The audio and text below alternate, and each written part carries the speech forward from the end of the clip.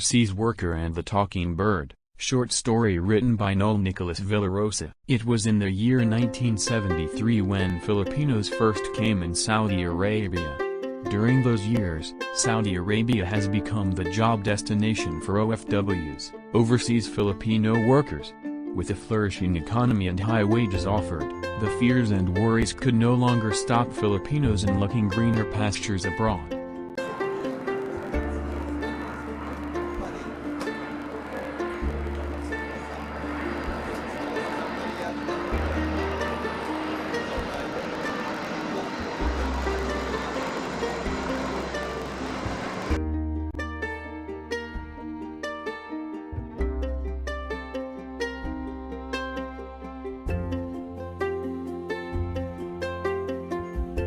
Leo, a hard-working, family-oriented Filipino, decided to avail his early retirement and applied through an agency to work in Saudi Arabia.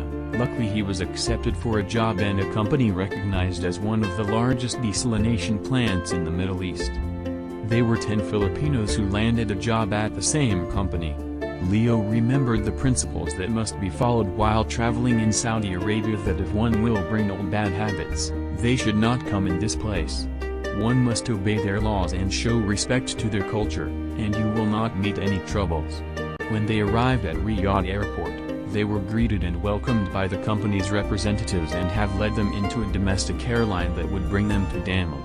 It was a very tiring destination considering the weather condition was so humid. Upon getting off the plane, they were escorted to a bus that will bring them to the plant site. Most of them have already visited Saudi Arabia, but for Leo, it was his first time to go in a foreign country. Nobody knows that it was Leo's birthday when they arrived at the accommodation. At first they were happy with the fact that they were with their fellow Filipinos, being friends and all staying at the temporary apartment, and they were only for a couple of days to be together, and later will be dispatched to the flat which should be inhabited for the rest of their stay. Was a dismal moment.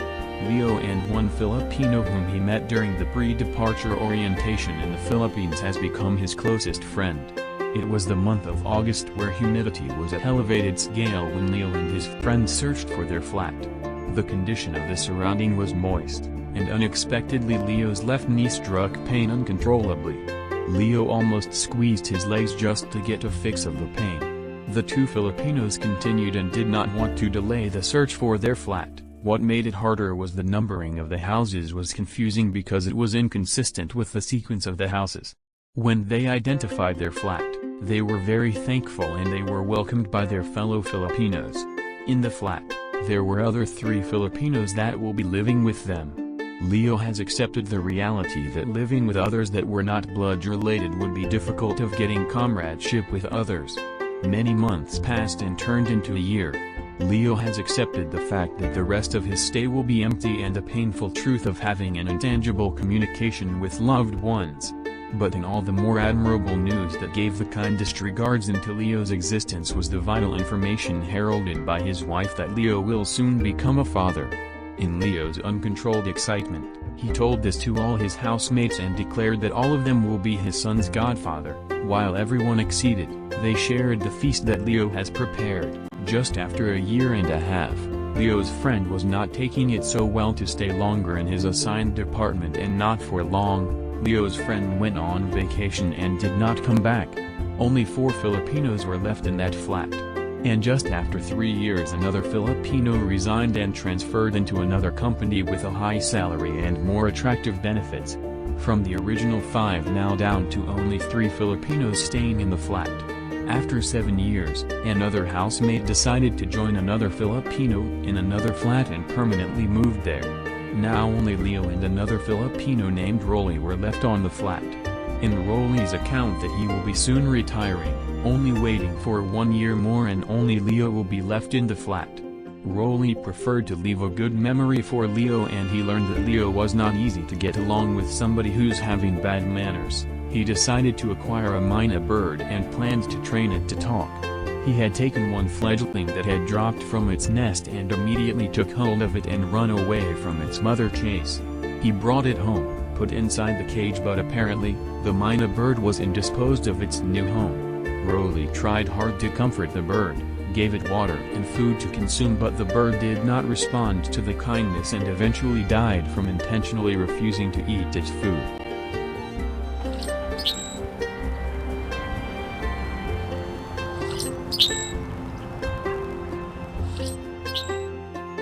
That was the first attempt of harboring a bird inside the flat. Rolly was not giving up in finding another mynah bird. He looked again for another mynah fledgling, and someone taught him that a brood of chicks was easy to teach a language. One day, as Rolly opened the door leading to the terrace, he saw a fast flight of a mynah bird. When he looked around at every paved area of the terrace, just at the top of the door was a collected twig, leaves and grasses forming a cup-shaped empty nest. Rolly began to think that any time the mynah bird will come back and will lay its eggs. Rolly took time to wait until after a week. He quietly made a furtive look at the nest while the mother bird was away foraging for food to feed its chick. Rolly was surprised to find a tiny unsteady chick. Rolly decided to take the chick out of its nest and brought it inside his room. This time Rolly changed his approach in taking care of the new bird. Every day he would sit nearby the cage and would talk to the bird. He even let the bird out of its cage and freely roamed around inside the flat. He also put a mirror to reflect its image and tricking it to be with another bird. The new fledgling developed its wings and bills and introduced the bird to Leo. Leo started to befriend the bird, and every day he would introduce simple words for the bird to imitate. In the morning, Leo would greet the bird good morning, and upon leaving, Leo would say goodbye. Leo let the bird know its name. In every talk, he would say hi mynah and pointing to the bird, your name, and pointing to himself, I am Leo.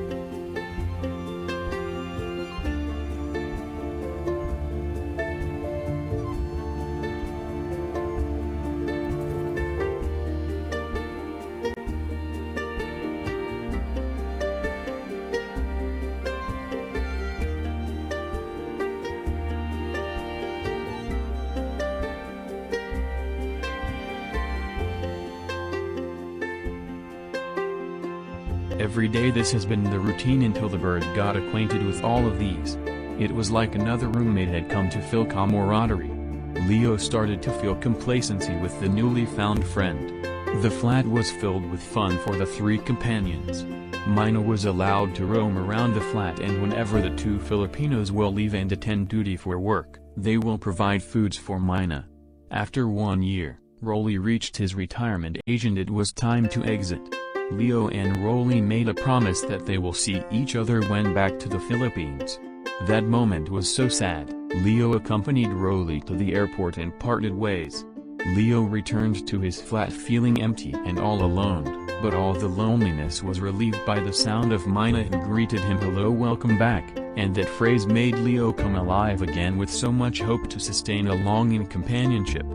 Leo has still 3 years more to keep before his expected retirement. With his companion Mina, he made every single day ordinary and more interesting with setting a family talked on the other side of the phone or video call. It made him everyday struggle of homesickness into the negligible matter. After 1, 2 and the 3rd year and final year for Leo, it was time for his most awaited retirement, and to be reunited again with his loved ones was also a feeling of melancholy for such an occasion that he will also be separating from his companion Mina bird. It was past 3 in the afternoon, all bags were packed and ready to go.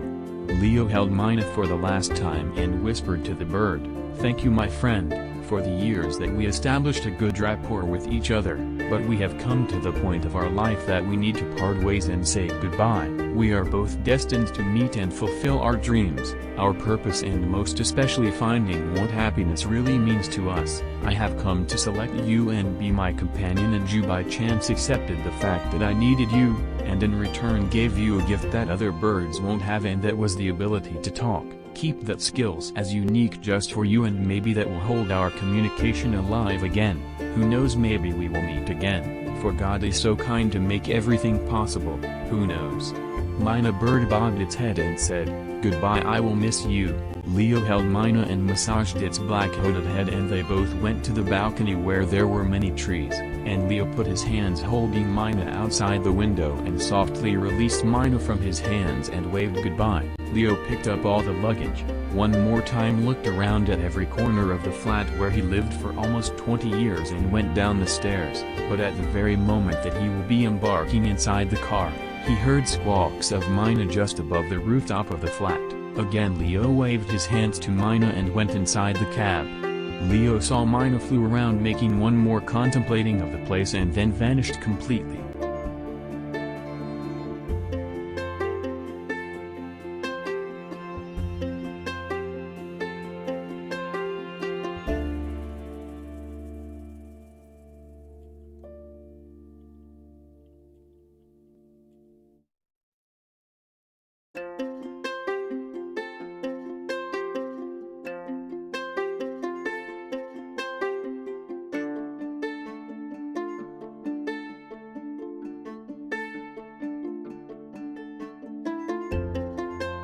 In our life journey, we have been accompanied by somebody and somewhere, and in amazingly circumstances by an unexpected someone who by the good gestures of our great Creator has been sent to us for a purpose. Thank you for watching. If you like this video, please click like, subscribe, and hit the notification bell.